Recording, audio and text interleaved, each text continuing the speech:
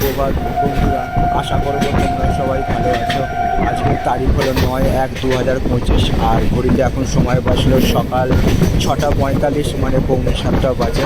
Majerhat station থেকে train ছেড়ে দিয়েছে, সন্তোষপুর স্টেশনের উদ্দেশ্যে যাচ্ছে এবং সেই যাত্রাপথের ছবিটা আমি তোমাদের সামনে দেখাবার চেষ্টা করছি। আশা করছি ভিডিওটা তোমাদের ভালো লাগবে। ভালো লাগলে অবশ্যই তোমরা মন্তব্য করে জানাবে কেমন তোমাদের ছবিটা লাগছে। তোমাদের ভিডিও সেই ছবিগুলো বানানো তোমরা আমার পাশে সব সময় থাকবে, এইটুকু আমি আশা রাখলাম। সবার জন্য শুভকামনা রইল আমার পক্ষ থেকে, আর সবার জন্য সুস্বাস্থ্য কামনা করলাম ভগবানের কাছে। আজকের দিনটা এবং আগামী দিনগুলো আরও আনন্দময় হয়ে উঠুক, এইটুকু আমি ভগবানের কাছে প্রার্থনা রাখলাম। তো গতকাল সন্ধ্যে থেকে প্রচণ্ড পরিমাণে ঠান্ডা পড়েছে।